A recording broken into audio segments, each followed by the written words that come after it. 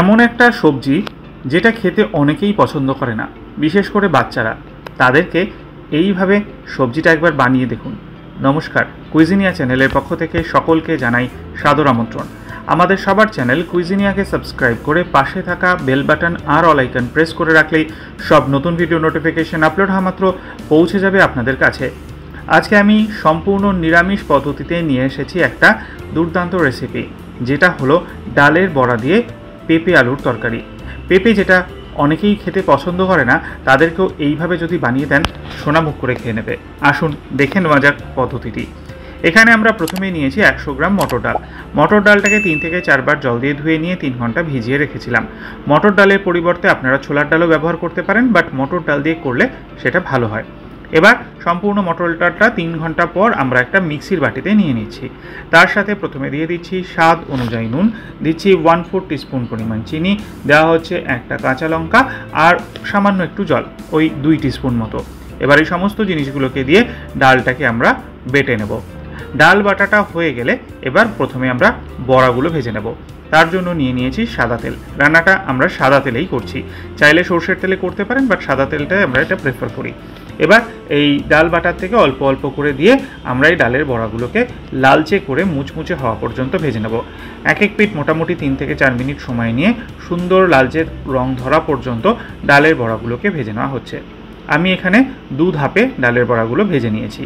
সুন্দর লালচে কালার এসে গেছে। এবার ডালের বড়াগুলোকে তুলে একটা থালার মধ্যে দিন আর বাকি বড়াগুলোকেও সেম প্রসেসে ভেজে নিন। ভেজে রাখার পরে যে তেলটা অবশিষ্ট ছিল, ফোড়ন দিন। 1/4 টিস্পুন পরিমাণ গোটা জিরে, একটা তেজপাতা। ফোড়ন থেকে সুন্দর গন্ধ বেরোতে শুরু করলে প্রথমে দিয়ে দিন আলু। 2টো বড় সাইজের আলু ডুমো করে কেটে এর মধ্যে দিয়ে দেওয়া হচ্ছে। আলুটাকে দিয়ে মিনিট খানেক তেলের সাথে ফোড়নের সাথে একটু নাড়াচাড়া করে নিন। বেশি লালচে করে ভাজার কোনো প্রয়োজন নেই। আলুটা মিনিট খানেক ভাজা হয়ে গেলে দিয়ে দিন পেঁপে।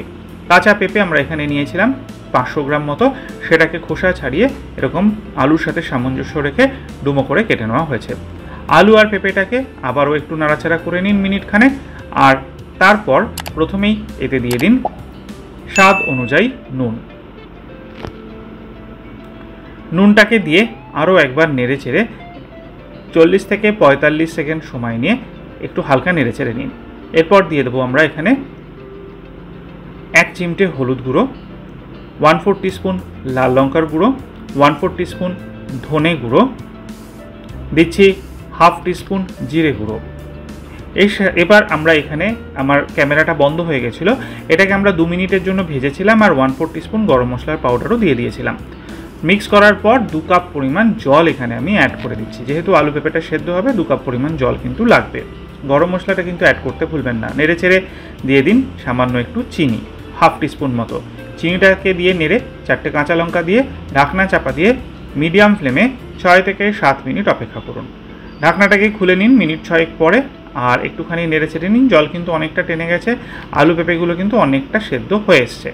এই অবস্থায় ভেজে রাখা বড়াগুলোকে দিয়ে দিন। বড়াগুলোকে দিয়ে আরেকবার নেড়ে নিন, তবে হ্যাঁ আরেকটু জল দেবো, কারণ বড়াগুলোর মধ্যে ঝোলটা ঢুকতে হবে। সেই জন্য আমি আরও 1 কাপ পরিমাণ জল এখানে আমি অ্যাড করে দিচ্ছি।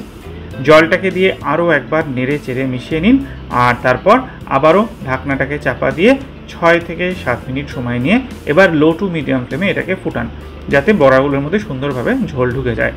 হয়ে গেছে, একদম সবজিও সেদ্ধ হয়ে গেছে, তরকারিটাও একদম মাখা মাখা হয়ে গেছে। নামাবার আগে দিয়ে দিন 1 টিস্পুন পরিমাণ ঘি।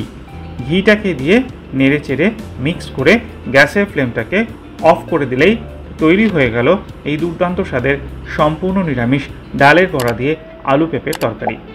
অতি অবশ্যই বাড়িতে এটা ট্রাই করবেন। রুটি অথবা ভাত দুটোর সাথেই দারুণ লাগে। আর খেয়ে জানাবেন কেমন লাগলো। যদি ভালো লেগে থাকে বরাবরের মতো একটা লাইক এবং প্রচুর প্রচুর শেয়ার করতে ভুলবেন না যেন। যারা এখনও চ্যানেল কুইজিনিয়াকে সাবস্ক্রাইব করেননি, অনুরোধ করব চ্যানেলটাকে সাবস্ক্রাইব করে এই পরিবারের সদস্য হয়ে যাওয়ার জন্য। লাইফ ইজ প্রেশাস গল্পের শেখালে কাল চ্যানেল দুটিকে সাবস্ক্রাইব করতে আজকে ভিডিও ডেসক্রিপশন বক্সের লিঙ্কটা প্লিজ চেক করে নেবেন। সবাই ভালো থাকবেন, সুস্থ থাকবেন। দেখা হবে পরের রেসিপি নিয়ে। নমস্কার।